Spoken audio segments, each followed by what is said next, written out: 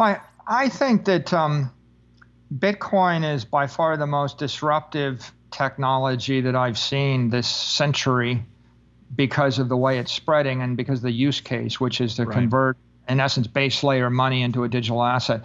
But I think the other technologies that are exciting are probably the layer 2 technologies. If you look at fintech on mobile payment applications, I think that we'll see a world where 7.8 billion people are going to have a mobile phone. I guess we're like at 6 billion now.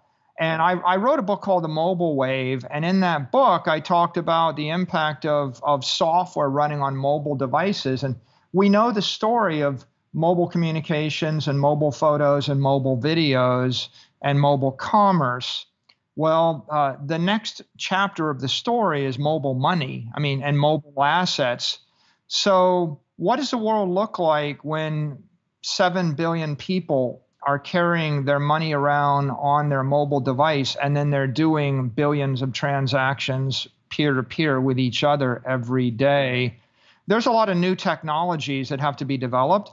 Like you're not going to do that on the Bitcoin base layer, the blockchain. Right. The blockchain's good for moving $100 million from point A to point B. You're going to do it over the Lightning Network, or you're going to do it on a Square Cash with a cash tag. Like Square Cash lets you send $100 of Bitcoin on a cash tag instantly for free. Yeah. And so I think that if you look at the fintech implemented into mobile devices, that has the potential of transforming just about every part of our economy because of all of the implications that it brings. Yeah. So what you're implying, that could essentially have pretty heavy implications on the SWIFT network in itself, just being able to move and transact all over the world, really within countries, to just seamlessly. Well, I think the SWIFT network is like this base settlement network of large amounts of currency. I'm thinking that when Apple Pay and Facebook implement layer 2 solutions to move money peer-to-peer, and then they integrate that. Okay. What happens if, for example, let's take Twitter. On Twitter, it's hard to prove who you are. Exactly. What if you could actually prove who you were or post a $100 performance bond on Twitter? And then when you trashed someone or you got toxic, you got fined $1. Yeah, there you go. Right? Like every time I look at my Twitter, I actually see 100 bots. They're not actually human beings. They're actually fake tweets. So if you had the ability to do peer-to-peer authentication using some kind of monetary system, you could eliminate spam in social networks. Oh, huge. You could implement micropayments. You could enforce civility, right? And safety. Exactly. Like if you get attacked by 100 bots that don't actually exist, that were spun up by a computer, it's a lot less safe environment than if you had to post $10 every time you spun up a new account, and you could post it in a cryptocurrency.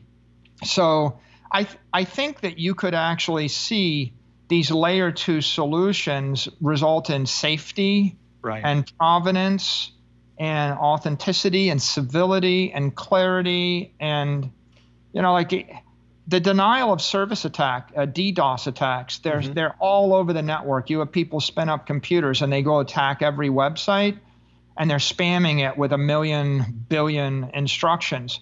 If you actually start to charge someone 100 Satoshis to query their website, there you go. You might very well bring to a grinding halt all these cyber attacks. And so there's interesting opportunity to use Bitcoin and layer 2 crypto technologies to create security and safety and efficiency. And of course, you've also got all these podcasters saying, well, what if someone could just pay me directly for my podcast in SAT over a Lightning Network, and I could replace an advertising model with a vendor model? Like I wouldn't mind if, for example, I use YouTube and I pay like $10 a month for the YouTube Red, so I get rid of the advertisements. I would pay $10 a month or whatever, for a browsing license to browse podcasts to avoid the sponsorship fees. But what I hate is, like, I don't want to give up my credit card information, and I don't want to dox myself. Yeah. And it's just not practical, right? You can't browse 100, different websites a day and log in your credit card credentials, even if you wanted to, and nobody wants to. So I think that we can develop the internet to the next level of quality. I mean, everybody knows it's a higher quality experience to get to watch the television show without the commercial. Oh, yeah. Like, I think we all figured that out. It's called streaming. So what if we had a world where, in essence, all the ads got stripped off of all the content? Ooh. Wouldn't the art, the music, and the content be more beautiful and more legible and more safe? Ooh, you're talking sacrilegious there, Michael. Fifth Avenue will be turning over in their grave right now. You remember HBO? Well, it's been done before. Yeah, it has been, and you've got HBO Max, of course, spinning out and doing a great job in terms of their subscribers on streaming. And you mentioned podcasting. It's interesting you say that, because there is a movement now on kind of this podcasting 2.0, which is using Bitcoin as a transaction source to essentially award podcasters within the listening device. They are, I think it's Adam Curry, who actually was the original creator of the RSS language that he helped develop in where podcasting was going. And they are starting a movement now and actually using Bitcoin. So it's intriguing that you mentioned that for sure. I like the fact that you're going in that direction, because I agree with you. I think there are a lot of these bolt-on technologies that are absolutely going to transform what's going to happen in the next 20 years. I feel like it's the internet beginning all over again in 1993. And I was around then, and I was working with Microsoft, and we were one of those companies that didn't believe in the internet. Bill Gates was and it's still out there on video of Bill not believing the internet. So this will be interesting to see in the next few years. Michael, it's been great having you on. Thank you so much for your time today. This was an amazing conversation, unbelievable. Where can people find you out there other than Twitter? We follow you there. Yeah, if you want more information on Bitcoin, go to hope.com, H-O-P-E. Okay. Bitcoin is hope. Otherwise, follow me on Twitter, Michael_Saylor. I post all my latest ideas there. Very cool. Very, very cool. Nate, nice to have you, and thank you so much. Have a great day. My pleasure. All right.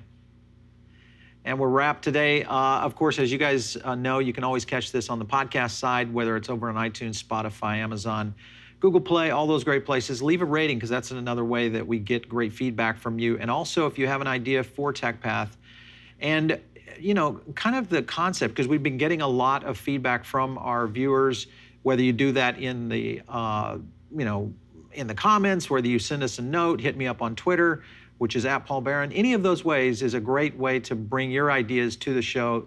We are finding some great ones out there, so keep them coming in. We love to hear them. We'll catch you next time right here on TechPath.